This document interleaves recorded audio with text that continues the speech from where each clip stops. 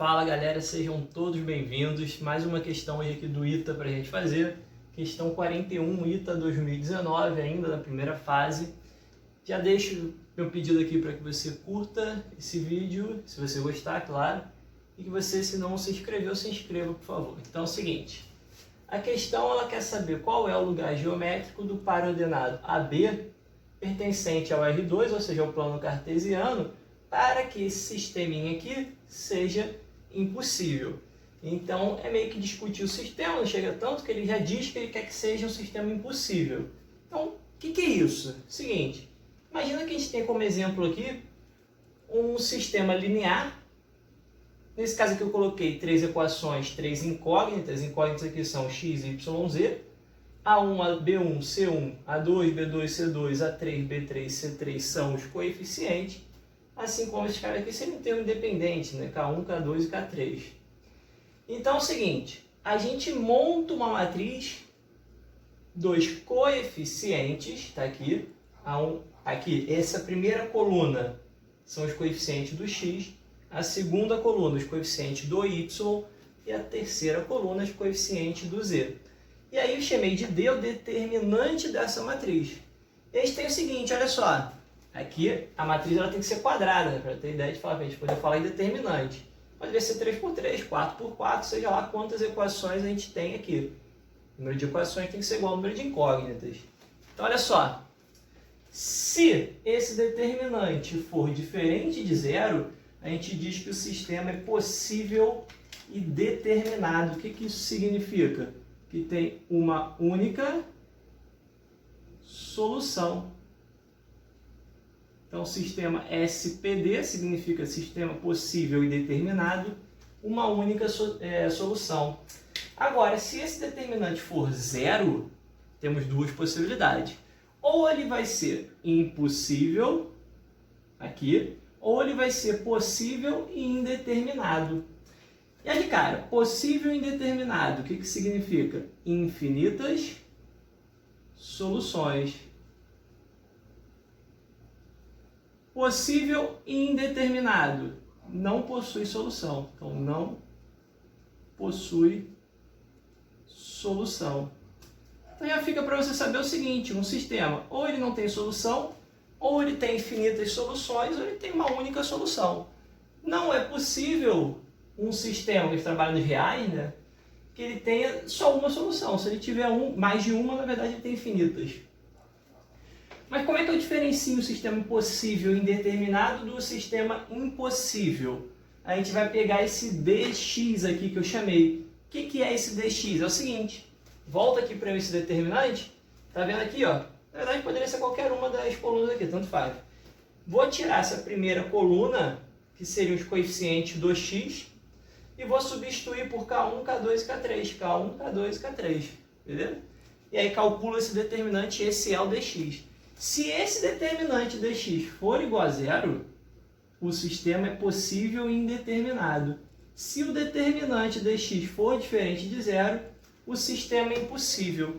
Quando a gente vem para a nossa questão, que o sistema é esse aqui, você percebe que a gente tem duas incógnitas, x e y, e duas equações. E aí ele quer que o sistema seja impossível.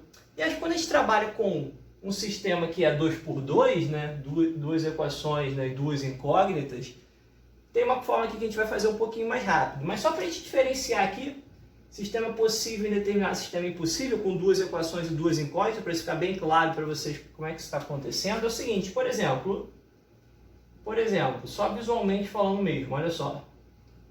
Se eu tenho isso aqui, ó, x mais 2y igual a 5. E aí eu tenho 2x mais 4y igual a 10. Repara que a equação de baixo é a de cima inteira multiplicada por quê? Por 2. Se tu for tentar resolver isso aqui, tu vai chegar a uma situação que vai ser, por exemplo, 0 igual a 0. O que é uma verdade. Então, essa situação aqui, a gente tem um sistema possível e indeterminado. É como se a gente tivesse duas equações, mas na verdade como se fosse uma única equação, né? Porque essa equação de baixo é a primeira multiplicada por 2, né? Você multiplicou a primeira por 2, você chegou na segunda. Agora, como é que seria a situação do sistema impossível? Como é que eu visualizo isso? Assim, ó. Se eu tenho x mais 2y igual a 5, e aí eu tenho 2x mais 4y igual, por exemplo, a 8. Então, galera, olha só.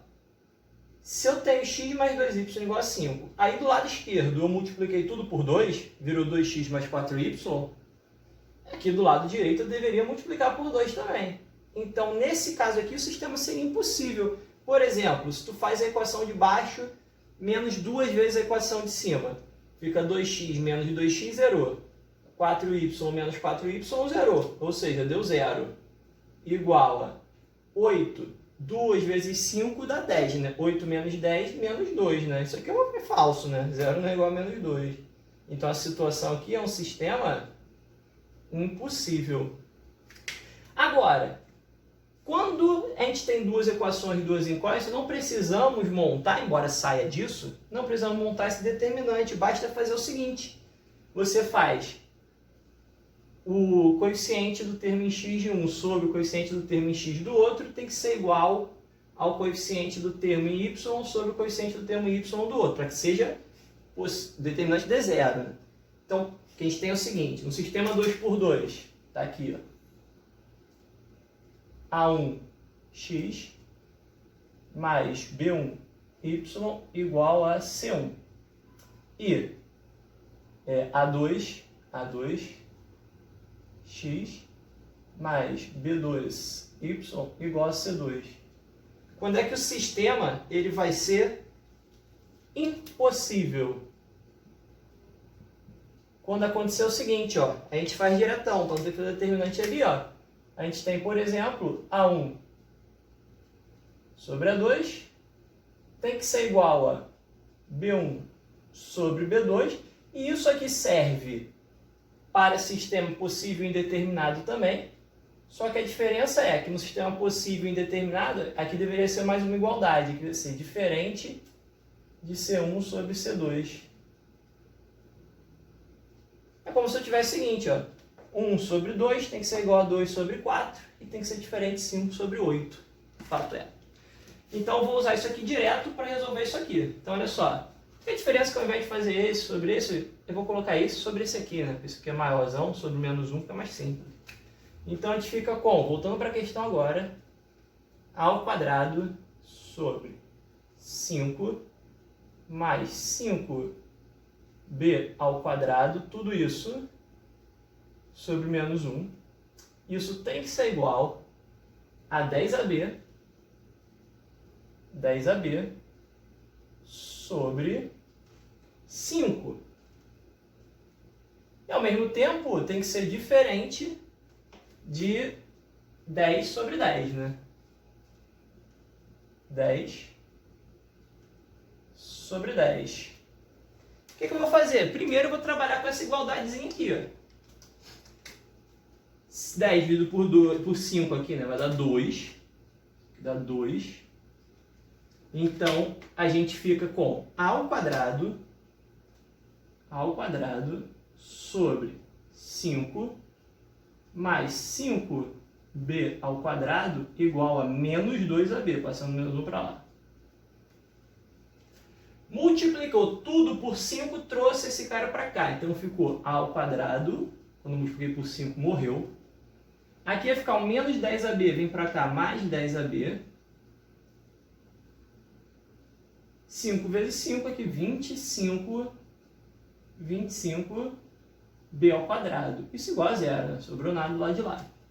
E aí, se você olhar com um certo carinho para esse cara aqui, você consegue facilmente perceber que isso aqui é um produto notável. Então, a ao quadrado mais 5b, aliás, a mais 5b ao quadrado igual a zero, né? Olha lá. E aí, para que alguma coisa ao quadrado dê zero, só se o que está lá dentro for zero, né? Então, a mais 5b igual a zero. E aí, a princípio, a gente fica tentado a dizer que isso aqui, esse conjunto de pontos que satisfaz isso aqui, é como se o A fosse o x e o b fosse o y, então isso aqui é uma reta. Beleza? Isso aqui é a equação de uma reta. Então a resposta seria uma reta, conjunto de pontos. Só que a gente tem que verificar essa segunda partezinha aqui, né? De que B1 sobre B2 tem que ser diferente de C1 sobre C2. Então aqui é o seguinte, ó. Vou apagar aqui. Continuar esse espaço aqui. Então, a gente tem que, por exemplo, eu vou pegar essa partezinha aqui, 2AB, tem que ser diferente de 1. Então, a gente tem aqui 2AB,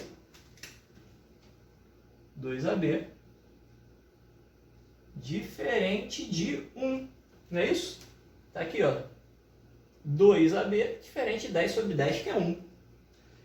E aí, o que eu faço? A gente substitui, por exemplo, A. Então, aqui eu vou isolar o A. Menos 5B. Então, eu fico com 2 vezes menos 5B vezes B menos 1, tá? Diferente de 0. Então, a gente fica com o seguinte, ó. Menos 10B ao quadrado